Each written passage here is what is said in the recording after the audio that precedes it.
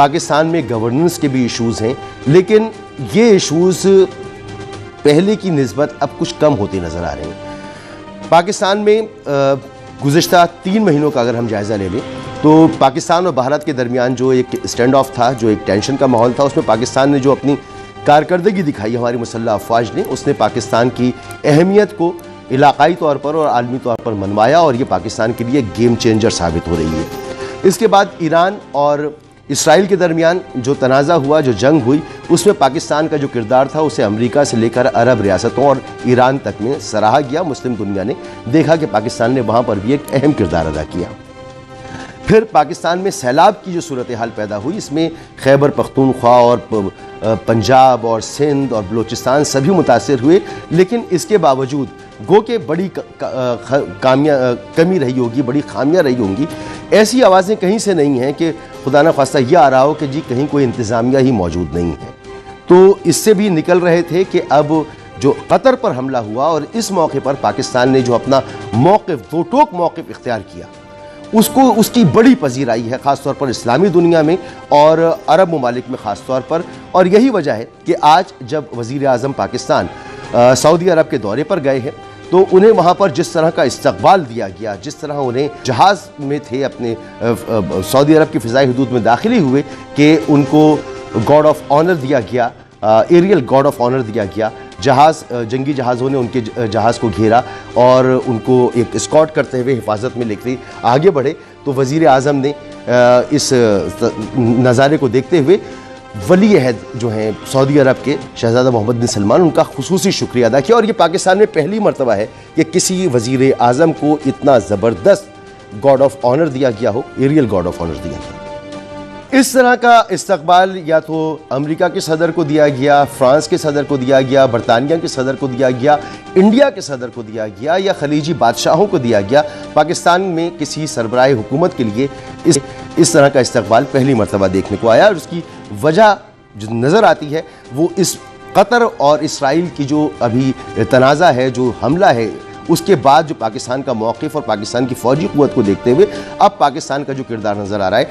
अब वज़ीर आज़म यहाँ पर सऊदी अरब में हैं, इसके बाद वो बरतानिया जाएंगे और बरतानिया के बाद वो अमेरिका जाएंगे। अमेरिका में वो जनरल असम्बली से खिताब भी करेंगे और फिर वहाँ पर डोनाल्ड ट्रंप से भी उनकी मुलाकात मुतवक्की है और फिर फ़लस्तीन कॉन्फ्रेंस वहाँ पर होनी है, उसमें भी वो शिरकत करेंगे। तो कोई ब्रिजिंग का किरदार भी करेंगे, कोई सिफारतकारी भी करेंगे, कोई पैगामात भी लेके आए जाएंगे। बहरहाल जो कुछ भी है, पाकिस्तान को बैरूनी दुनिया की तरफ से मौजूदा निज़ाम को किसी किस्म का ख़तरा नहीं है। दूसरी तरफ अपोजिशन है जो 27 तारीख को एक एहतजाज करने जा रही है। खैबर पख्तूनख्वा में वो एहतजाज करेगी, पार्लिमान से इस्तीफ़े दे रही है, उसकी क़यादत बंद है, उनके लिए सख्तियाँ हैं, लेकिन इसके लिए उन्होंने कोई पॉलिटिकल रास्ता नहीं देखा। तो उनका जो एक निज़ाम को तब्दील कर देने वाला मामला जो उनके पेश नज़र है, उसमें कोई कामयाबी होती हमें नज़र नहीं आती। शुमैला राना साहिबा हमारे साथ मौजूद हैं, रहनुमाए पाकिस्तान मुस्लिम लीग नून की, हलीम आदिल शेख साहब रहनुमाए पाकिस्तान तहरीक इंसाफ, और मोहतरमा नाज बलूच साहिबा रहनुमा पाकिस्तान पीपल्स पार्टी। आप तीनों को बहुत बहुत खुशामदीद। माफ़ कीजिएगा। शुमैला राना साहिबा, बड़ा ज़बरदस्त किस्म का इस्तकबाल मिला है और सैलाब का मामला भी गुजर गया अल्हम्दुलिल्लाह, इसमें बड़ा नुकसान हुआ है, इसको कैसे ओवरकम करेंगे ये सवालात अपनी जगह मौजूद हैं, लेकिन इसमें भी हमने रिलीफ एक्टिविटीज़ देखी हैं और ये भी एहसन तरीके से जो हो सकता था वो हुआ। अब PTI अभी भी ये चाहती है कि हुकूमत जो है वो मुज़ाकरात की मेज़ पर आए और ये जो सिस्टम है ये अंडू हो, दोबारा से जो है वो इंतखाबात हों और एक ऐसी हुकूमत आए जो अवाम की नुमाइंदा हुकूमत हो उनके नज़दीक। तो अब तहरीक इंसाफ को आप कहाँ देख रही हैं खड़ा हुआ कि वो अपने मुतालबात में तो खड़े हैं, जो मुतालबा पहले दिन था वही आज भी है, लेकिन जहाँ आलमी हिमायत भी पाकिस्तान के इस निज़ाम को हासिल है, मुल्क के अंदर भी कोई बड़ी डिस्टर्बेंस नहीं है, कोई आवाम बाहर नहीं निकल रही, कोई जलसे जुलूस बड़े नहीं हो रहे, तो आप इस वक्त क्या देख रही हैं और क्या मशवरा देंगी तहरीक इंसाफ को? बिस्मिल्लाहिर्रहमानिर्रहीम। शुक्रिया मसूद। देखिए, मैं यहाँ पे आपको एक बात बताना चाहती हूँ कि ये अवाम की नुमाइंदा हुकूमत है और अवाम की नुमाइंदा हुकूमत क्या हुकूमत होती है कि अवाम में जाए तो उसको पजीराई मिले, अवाम को तकलीफ़ हो तो अवामी हुकूमत जो है वो अपने अवाम के दरमियान में हो, अवामी नुमाइंदे उनके साथ हों। और जब अवामी हुकूमत मैं उसको कहती हूँ कि जो अवाम दोस्त पॉलिसी दे। अब आपने देखा कि हमने अल्हम्दुलिल्लाह हर जगह के ऊपर अल्लाह ताला ने अपना ख़ास फजलो करम किया और हुकूमत ने अपना लोहा मनवाया। आज मैं ये नहीं कहती, आज इंटरनेशनल कम्युनिटी ये बात को जो है वो तस्लीम कर रही है और आज आपने उसका एक अमली मुजाहरा जो है वो खुद देखा। पाकिस्तान का रोल मसूद बहुत अहम है। अगर आप इसको इस तनाजुर में देखें कि पाकिस्तान को वज़ीर आज़म को मेरा ख्याल है कोई पहले वज़ीर आज़म है जिनको अल्हम्दुलिल्लाह उनका त्यारा जैसे ही फ़िज़ाई हदूद में दाखिल हुआ सऊदी अरेबिया में तो उनको जो है वो स्कॉट करना शुरू कर दिया, जंगी जो जहाज़ थे उनके। और मैं ये समझती हूँ कि उन्होंने ऐसा क्यों किया, क्योंकि आज उम्मत मुसलमा और तमाम अरब ममालिक और आलमे जो अक़वाम है, आलमे इस्लाम भी और आलमे अक़वाम, वो इस बात को तस्लीम कर चुके हैं कि पाकिस्तान का जो रोल है वो बहुत अहम है। खा वो रोल जो है वो ईरान और इसराइल की जंग के दरमियान हो, खा वो रोल जो है वो कतर और इसराइल के हमले के उसमें हो, या वो सऊदी अरेबिया में या किसी भी मुल्क में वो अपना एक रोल अदा करता है और करता रहेगा। दूसरी बात यह है कि अल्लाह ताला ने जो हमें बनियानुल मरसूस में रिसेंटली एक फतह दी है, उससे भी जो है वो पूरी कौम का, हुकूमत का और रियासत का जो है चेहरा वो धुला है। और मैं समझती हूँ कि ये अवामी हुकूमत ही है जिसको इंटरनेशनल कम्युनिटी जो है वो तस्लीम कर रही है। ये बहुत इंपॉर्टेंट बात होती है शुमैला साहिबा, ये लोग हमें आप जो फरमा रही हैं बिल्कुल आपका पॉइंट पहुंच रहा है। ये बहुत इंपॉर्टेंट बात होती है। हलीम आदिल शेख साहब, जब पाकिस्तान के अंदर रहते हुए आप कोई अवामी क़ुव्वत ऐसी पैदा ना कर सकें जिससे हुकूमत को ख़तरा हो और फिर बैनुल अक़वामी कम्युनिटी भी आपके साथ ना खड़ी हो, आपकी बातों को ना सुन रही हो, तो फिर आपकी हैसियत बड़ी कमज़ोर हो जाती है। आपने बहुत वोट लिया होगा, आपकी बड़ी मकबूलियत होगी, लेकिन आपने पाकिस्तान के निज़ाम के मुताबिक सियासी रास्ता इख्तियार नहीं किया। तो अब हुकूमत जिस तरह से खड़ी हुई है मजबूती के साथ, तो आपके लिए तो मुझे जगह बिल्कुल महसूस नहीं हो रही इस सिस्टम के अंदर। जलसे जुलूस करने का तो फ़ायदा अब नहीं है। अब आपको मेरे ख्याल में अपना नज़रिया, अपनी सियासत को बदलना चाहिए, बदलने का वक्त है अब आपके लिए। शुक्रिया मसूद रज़ा साहब, आपका इंट्रो बड़ा ज़बरदस्त। और मैं कहना चाहता हूं कि हम अपना नज़रिया क्यों बदलें, हम अपनी सियासत क्यों बदलें, सिर्फ इसलिए कि शहबाज शरीफ साहब को इतने बड़े जहाज़ों का प्रोटोकॉल मिल गया। मैं कहना चाहता हूँ, अभी आपने कहा कि अवाम हमारे साथ नहीं है, तो चलिए हम तो कहते ही थे फॉर्म 45 फॉर्म 47 का इशू दुनिया के सामने है। काश आप अपने इंट्रो में कॉमनवेल्थ की रिपोर्ट का भी जिक्र कर देते, उसकी जो खबर लीक हुई है, टेलीग्राफ पे प्रिंट हुई है, उसमें बता देते। और ज़बान ज़दे आम है, सबको पता है कि मैंडेट किसका था। ये अवाम की हुकूमत नहीं है, अवाम का मैंडेट हासिल नहीं है, ये डंडे की हुकूमत है, डंडे पे चल रही है जब तक चले, जब तक जो कहते पिया, जब तक पिया राजी वही सुहागन। तो बात यह है कि ऐसा नहीं है, कर्जे कहाँ पहुँच चुके हैं। और असल बात यह है कि आप कहते हैं कि जी इन्हें वो पजीराई नहीं मिल रही। हम सियासी लोग हैं, हम सियासी जिद्दोजहद पे यकीन रखते हैं। और मैं कहना चाहता हूँ, डरना चाहिए उस वक्त से तमाम फैसला करने वालों को कि जब ये पाकिस्तान की अवाम जो नाराज है, जो गुस्से है, उनके में वोट पे डाका डला है, जिस वक्त ये लीडर्स को छोड़ के अपने तौर पे निकल जाए। जब लीडरलेस कौम निकलती है, अगर आप सारी हमारी लीडरशिप को ख़त्म कर देंगे, किसी को फांसी दे देंगे, किसी को 10 साल दे देंगे, किसी को 25 साल दे देंगे, तो फिर उस वक्त अवाम समझेगी कि हमारे ऊपर कोई नहीं है। जब ऐसी सूरत हाल हो जाती है कि तमाम उम्मीदें दम तोड़ जाएं, हम सियासी लोग हैं ना जी। शेख साहब, अभी आपने कहा ना हमारे को मिलिटेंट विंग नहीं है। फिर सुने, मैं पूरी बात करूं थोड़ा सा, एक मिनट। तो फिर हालात बनते हैं नेपाल, बंगाल, श्रीलंका जैसे हालात तब बनते हैं कि जब लीडरशिप को, हकीकी लीडरशिप को कॉर्नर कर दिया जाता है, उनको बंद कर दिया जाता है, रास्ते से हटा दिया जाता है। आपने खुद ही कहा ना, पिया राजी तो वही सुहागन। तो आपने क्यों सुहाग अपना उजाड़ लिया? पिया को राजी करें, मैं तो ये कह रहा हूं। भाई नहीं, हमारा पिया अवाम है। अच्छा, अल्लाह ताला है, अल्लाह भी राजी है, अवाम भी राजी है।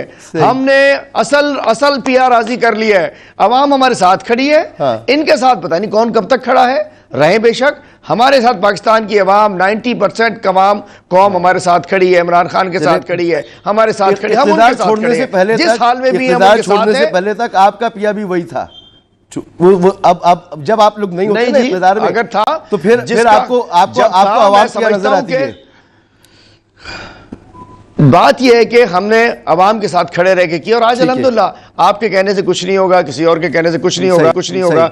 दुनिया को पता है, मुझे पता है आपने बात करनी है, आपको जायज राइट है, लेकिन हम अल्हम्दुलिल्लाह तारीख के राइट साइड पे खड़े हैं। हम तारीख में अल्हम्दुलिल्लाह हिस्ट्री याद रखेगी इस वक्त, इमरान खान साहब हो या हमारा वर्कर हो, जिस अंदाज से खड़े हैं। और मैं कहना चाहता हूं देर है अंधेर नहीं है, आप देखेंगे इंशाल्लाह इक़्तिदार अवाम के पास आएगा, अवाम के नुमाइंदों के पास आएगा, और ये प्रोटोकॉलों में आना जाना मैं समझा था प्रोटोकॉल मिल गया। क्या जब मैं आपसे ये सवाल करूंगा तो आप कोई मिसाल देंगे कि देखें सिंध में सैलाब आ गया, क्या तबाही हो गई, हुकूमत कहीं मौजूद नहीं है, पंजाब में क्या हो गया, आपने ऐसी कोई बात नहीं की। तो जो मैं कह रहा था कि इतना बड़ा सैलाब गुजर गया, वो सूरत हाल नहीं है जो माजी में हुआ करती थी। नाज बलोच साहिबा, आप अभी सैलाब की सूरत हाल है। इब्तिदा इश्क खैर होता। अच्छा, आगे देखिए, अभी तो जवाब देना है, अभी तो बात करनी है। ठीक है, अभी तो आपके इंट्रो का जवाब दिया है। अच्छा, अपनी बात तो करूंगा अब मैं आगे आके। ठीक है जी। नाज बलोच साहिबा,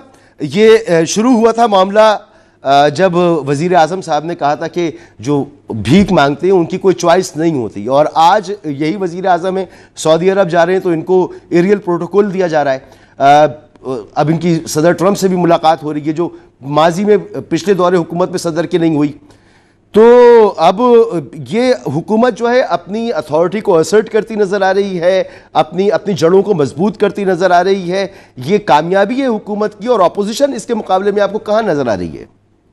बिस्मिल्लाहिर्रहमानिर्रहीम, thank you Masood for having me on your show. देखिए, आपने काफी सारे सब्जेक्ट्स को टच किया है, क्लाइमेट चेंज के ऊपर भी बात की है, और फॉरेन अफेयर्स के ऊपर भी आप बात कर रहे हैं। देखिए, इस वक्त हमारे पास कोई चॉइस नहीं थी ना, या तो हुकूमत जो है वो एक नोज ड्राइविंग सिचुएशन के अंदर जहां हम थे उसी में खाना जंगी की जो बातें, नेगेटिव अप्रोच, श्रीलंका, नेपाल और इस किस्म की बातें करके लोगों में इश्तियाल और प्रोवोकेशन की जो इंसाइट, पाकिस्तान बॉर्डर एक तरफ, इंडिया बॉर्डर एक तरफ, चाइना बॉर्डर एक तरफ, Iran border, so we have a very sensitive location. हमारी जो पोजीशनिंग है वो इतनी इंपॉर्टेंट है। और फिर उसके ऊपर आप आ जाएं कि जब हमारे डिफेंस सिस्टम की बात की जाती है तो उसको दुनिया भर ने सराहा जब इंडिया को मुंह तोड़ जवाब मिला।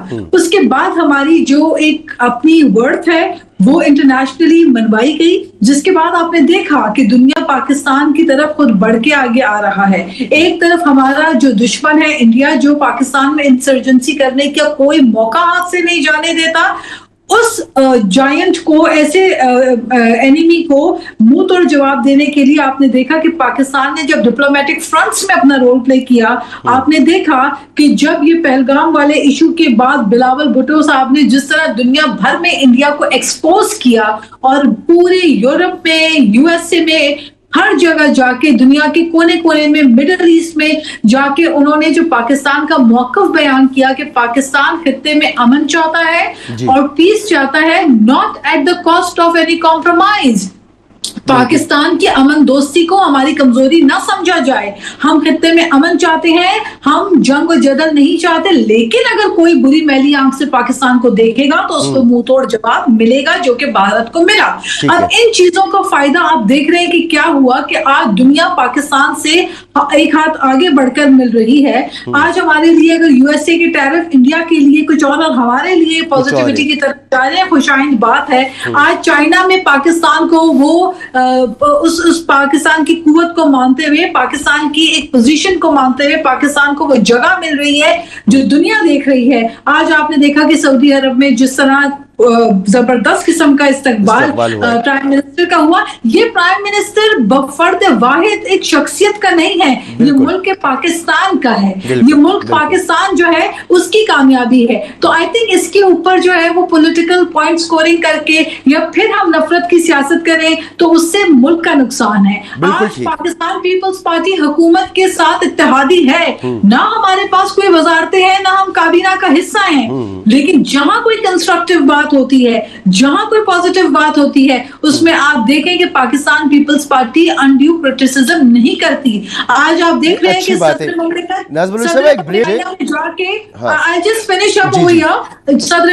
मुमलिकत ने आसिफ अली जरदारी साहब ने जाके चाइना में जो MOU साइन किए क्लाइमेट चेंज को लेकर, these are very important moments. इन मोमेंट्स के ऊपर आई थिंक हमें पॉजिटिविटी की तरफ जाना चाहिए। अगर हम अपना माइंडसेट सिर्फ एक पॉलिटिकल पार्टी और उसकी लीडरशिप और उनके केसेस के ऊपर फोकस करेंगे तो पाकिस्तान आगे कैसे बढ़ेगा? सबको मिलकर अपना किरदार अदा करना है और हर इशू के ऊपर मेरा ख्याल है सियासत नहीं जो है एक ही पॉइंट के ऊपर आके हमें नहीं खड़ा होना चाहिए। I think we all have to collectively come forward और मुल्क का सोचना चाहिए। ठीक है। और बिल्कुल आपने दुरुस्त कहा कि इससे आजम फर्द वाहिद नहीं, ये पाकिस्तान के वजीर आजम है, पाकिस्तान की अफवाज ने जो कुछ किया, पाकिस्तान की कौम जो अपना पेट काट कर अपने दिफा पर खर्च करती चली आ रही है, उसके लिए खुशी की बात है।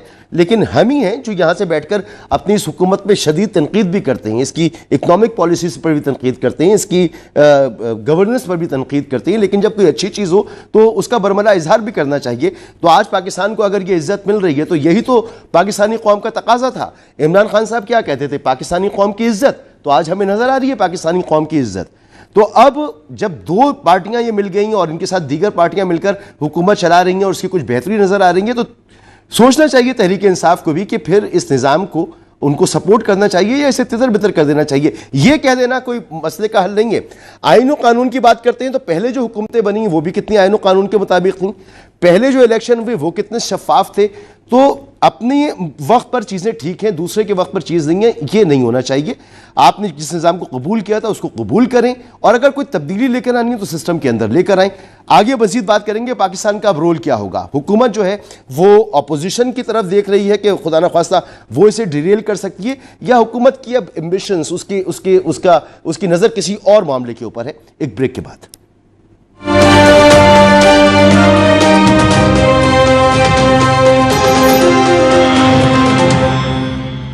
Welcome back. एक और अहम डेवलपमेंट वो ये है कि तहरीक तालिबान पाकिस्तान जो कि एक बैंड आउटफिट है, अफगानिस्तान को उसके हवाले से एक सख्त पैगाम दिया गया है पाकिस्तान की जानिब से कि ये एक बैंड ऑर्गेनाइजेशन है, इससे हुकूमत अफगानिस्तान दूरी इख्तियार करे और इसके साथ रॉ मिलकर जो पाकिस्तान के खिलाफ मजमूम कार्रवाइयाँ कर रही है उसे भी कर्व करे, उसको ख़त्म करने में अपना किरदार अदा करे।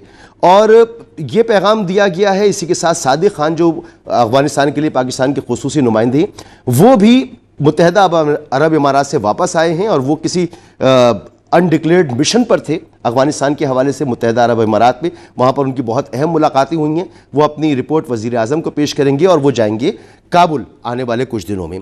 दूसरी तरफ खैबर पख्तूनख्वा की हुकूमत, बैरिस्टर सैफ उसके तर्जुमान, वो ये कह रहे हैं कि जी आप मरकज़ी हुकूमत से मुतालबा करें कि आप जिरगा बनाइए और जिरगा भेजिए, वरना हम अपना जिरगा लेकर अफगानिस्तान जाएंगे।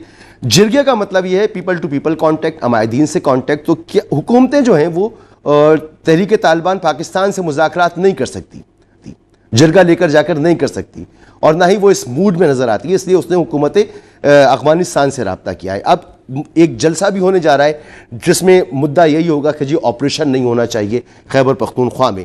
तो मरकज़ी हुकूमत इस मामले को कैसे देख रही है शुमाली राना साहिबा? हुकूमत का तो मूड नज़र नहीं आ रहा किसी किस्म की बातचीत तहरीक तालिबान के साथ, लेकिन खैबर हुकूमत बज़िद है कि ऐसा ही करना पड़ेगा।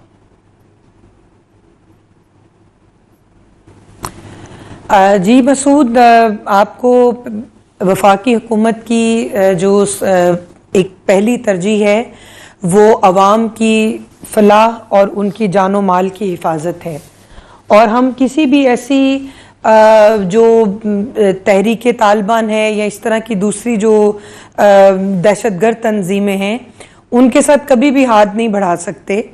और ये पहला क्लियर मौक़िफ़ हमारा वफाकी हुकूमत का है कि हम लोगों ने उनके साथ ना तो कोई मुज़ाकरात करने हैं और ना ही इसके बारे में हुकूमत की कोई तरजीहात हैं। दूसरी बात यह है कि पीटीआई की गवर्नमेंट है खैबर पख्तूनख्वा में, तो उसके अंदर उन लोगों की अपने जो इलाकाई इश्यूज भी उसके अंदर मौजूद हैं।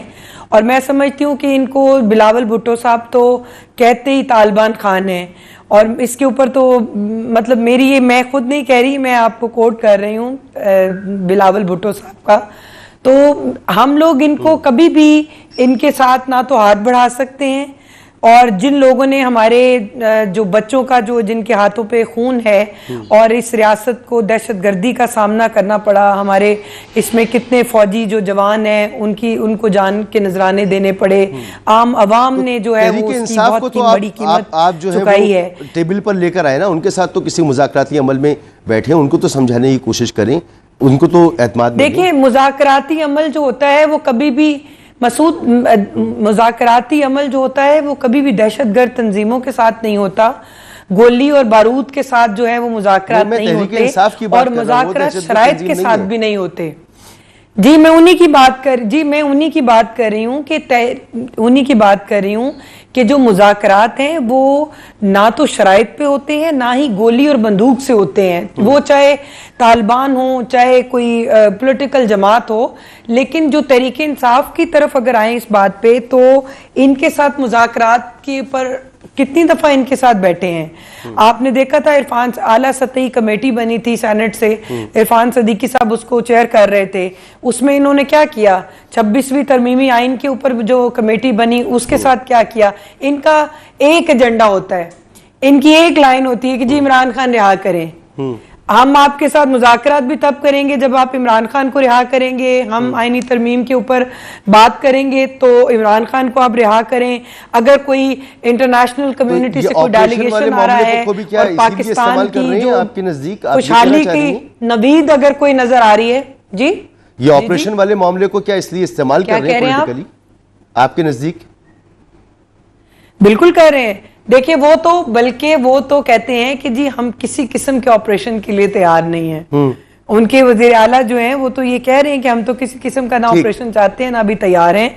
तो अगर दहशतगर्दी जो है वो फिर अगर दहशतगर्द सर उठाते हैं तो अब उनके लिए तो ज़रबुल अज़्म के बाद और जो एक आला सतह पे जो कमेटी बनी थी उस पे ये चीज तय हो चुकी थी। ऑपरेशन ना तो कोई रोक सकता है और ना ही कोई रोकेगा। वो ऑपरेशन एपेक्स कमेटियों वाले और जो नेशनल एक्शन प्लान है वो तो चल रहा है शुमैला साहिबा, मगर जरा मैं हलीम आदिल शेख साहब नेशनल एक्शन प्लान के जी हलीम आदिल शेख साहब, ये इस मामले को जो आपने बड़ा मामला बनाया हुआ है, इमरान खान साहब भी कह रहे हैं कि जी अगर ऑपरेशन हुआ तो हमारी हुकूमत चली जाएगी, तो पॉलिटिकल मकासद आपके पेश नज़र हैं या आप लोग इमरान खान साहब की रिहाई इस मामले से चाहते हैं? क्योंकि हुकूमत तो दहशतगर्दों से मुज़ाकरात नहीं करती, आप वज़ीद हैं कि जिरगा लेकर जाएं और वहाँ पर हमायदीन से बातें करें। गवर्नमेंट टू गवर्नमेंट बात करती है और गवर्नमेंट टू गवर्नमेंट बात कर रही है, तो आप क्यों वज़ीद हैं कि गवर्नमेंट जो है वो एक बैंड ऑर्गेनाइजेशन के लोगों के साथ जाके मिले, बातचीत करे और इस मसले को इस तरह से आप हल करना चाहते हैं? देखिए मसूद रज़ा भाई, सबसे पहले तो मैं अर्ज़ करना चाहूँगा कि इस शो के अंदर मेरा एक नज़रिया है, मेरी एक बात है और आप तीन की एक बात है। मैं एतराज़ नहीं करना चाहूँगा, मुझे अंदाज़ा है चूँकि नॉर्मली ये होता है कि एंकर हमें सुन रहे होते हैं, आप भी लाजिमत आपकी मजबूरियाँ होंगी, हम आपसे कुछ नहीं कहते, लेकिन मुझे टाइम दे दीजिएगा। मैं बस एक बात आपसे कह दूं, आप पहले भी शोज में आते रहे और नाज बलोच साहिबा भी जानती हैं और शुमैला साहिबा भी जानती हैं कि मैं इश्यूज़ पर बात करता हूं और जाहिर सी बात है एक नुक्ता नज़र होता है, जो सही होता है वो बयान करने की कोशिश करता हूं, तो इसमें कोई फेवरेटिज्म कभी भी नहीं होता मेरे शो में, कम से कम। बल्कि मुझे तो मसूद पिछले शो में भी आपसे ये शिकवा था कि आप मुझे बहुत कम टाइम देते हैं। नहीं, बिल्कुल होता है, मैं बिल्कुल मानता हूँ, मैं हमारे पीपल्स पार्टी के दोस्त भी नाराज रहते हैं, नूरी के दोस्त भी नाराज होते हैं। अगर आज हलीम आदिल शेख साहब को शिकवा है तो मुझे इस पर कोई एतराज नहीं है। बहरहाल हलीम साहब आप बात कीजिए।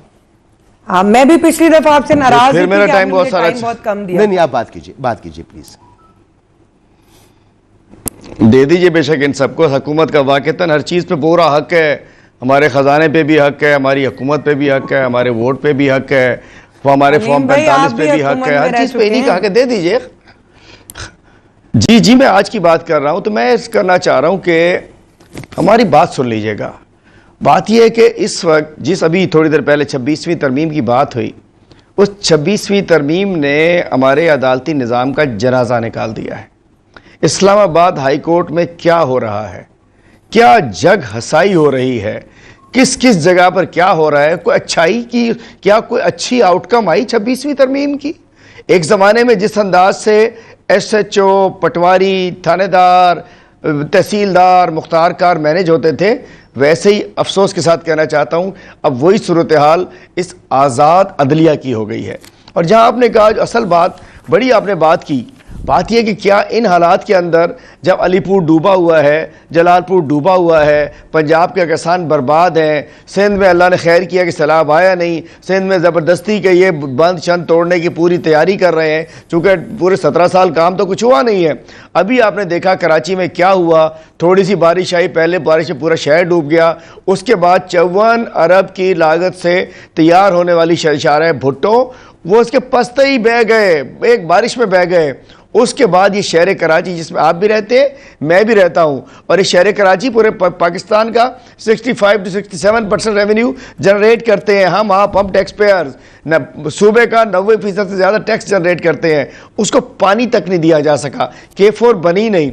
अभी जी 13 अगस्त को इफ्तिताह हुआ कि जी शार हब कैनाल का इफ्तिताह हो रहा है, 28 दिन बाद बह गई, और उसके बाद बजाय इसके कि उसकी मरम्मत की जाती, उसको चलाया जाता, उसको मिट्टी में दफन कर दिया गया। और उसके रिजल्ट में क्या हुआ कि गुज़िश्ता रोज़ कल वो पाइपलाइन भी टूट गई। बात यह है ना, इस शहर को ये क्रिमिनल गवर्नेंस हो रही है, और उसके कौन कर रहा है? यही हुकूमत कर रही है, यही हुक्मरान कर रहे हैं। और बात आपने की कि अफगानिस्तान के हवाले से हमारा बड़ा वाज़े मौक़िफ़ है इमरान खान साहब का। अफगानिस्तान हमारा पड़ोसी मुल्क है, उससे हमारे ताल्लुकात अच्छे होने चाहिए। अफ़गान हुकूमत को, अफ़गानिस्तान, अफ़गानी भाइयों को हमसे नाराज़ नहीं होना चाहिए। बाकी जो बैंड ऑर्गेनाइजेशंस हैं, वो बलूचिस्तान की हो, KP की हो या सिंध की कुछ हो, किसी के साथ किसी किस्म की हम नहीं समझते कि वो माफ़ी के मुर्तकिब हो सकते हैं। जो जाने लें हमारे पाकिस्तानियों की, हमारे सिविलियंस की, हमारी अफवाज की, इनको शहीद करें, वो कोई भी हमारे लिए काबिल कबूल नहीं है। लेकिन अफ़गानिस्तान से हम दुनिया जहान में तो दोस्तियां लगा निभा रहे होते हैं। एक हमारा पड़ोसी मुल्क जिनको इतने साल हम कुछ उस वक्त की गलत पॉलिसीज़ की वजह से हम उनके साथ राब्ते में रहे, उनके लोगों ने यहाँ पनाहें ली, वो लोग यहाँ रहे। भाई क्या करें अली मादन शेख साहब, एक मुसलमान भाई को अब और क्या करें, जिसे पूरी दुनिया कबूल नहीं कर रही थी उसे पाकिस्तान ने कबूल किया, जिसे दुनिया गले नहीं लगा रही थी उसे इस दौर में पाकिस्तान ने गले लगाया। अब उनसे ही तवक्को है। और फिर बहरहाल आपने बड़ी बातें की इनके हवाले से, तो अपोजिशन का जो किरदार होना चाहिए उस पर भी तो हम आपसे सवाल करेंगे ना। नाज बलोच साहिबा, अखबार आपने सुना कि अदलिया का क्या हाल हो गया, सैलाब, कराची, शाहराह भुट्टो, बहुत सारी बातें कर ली अली मादन शेख साहब ने। इसका जवाब क्या है कि हम जिरगे लेकर क्यों जाएं जब गवर्नमेंट टू गवर्नमेंट बात हो सकती है? तो क्या यही तरीका दुरुस्त है या जिरगा लेके जाना चाहिए? पहली बात तो मैं ये कर दूं कि जो बात हुई बारिशों को लेकर, तो मुझे तो लग रहा है शायद KPK में जो सैलाबी सूरत हाल थी, वहाँ जो कीमती जानों का नुकसान हुआ, वहाँ जो दरिया के किनारे हर साल होटल बह जाते हैं, फिर होटल्स बना दिए जाते हैं, इमारतें खड़ी कर दी जाती हैं, और जितना नुकसान KPK में हुआ वो भी पाकिस्तान का, हमारा जितना KPK के ऊपर हक है उतना सिंध के ऊपर है, अपना बलूचिस्तान, पंजाब, हम फेडरेशन की बात करते हैं। लेकिन वहां पे तो मेरा ख्याल है वहां के सैलाब से नुकसान का तो ना कोई बात उस पे हो रही है, वहां तो हुकूमत की कोई कोताही नहीं नजर आ रही, वहां तो हुकूमत की जो तैयारियां हैं वो भी नहीं थी, लेकिन उस पर तो बात होगी नहीं क्योंकि वहां PTI की हुकूमत है। तो वहां पे जितनी भी गलतियां हो, नेग्लिजेंस हो, वहां पे कीमती जानों का नुकसान हो जाए और वजीर आला जो है वो अपने वजीर आला हाउस से बाहर नहीं निकलना पसंद करते, तो अगर ऐसी सिचुएशन है तो आपने अगर सिर्फ तनकीद बराए तनकीद करनी है तो करने दें इनको तनकीद। हम देखें हमारे पास अगर बारिश होती है हमारे मेयर सड़कों पे नजर आ रहे होते हैं, हमारे पास बारिश होती है चीफ मिनिस्टर साहब सड़कों पे आपको दिखाई दे रहे होते हैं। नाज बलोच साहबा, एक ब्रेकिंग आ गई है मेरे पास, मुझे माजरत, एक ब्रेक लेना पड़े, एक अहम खबर है, एक ब्रेक।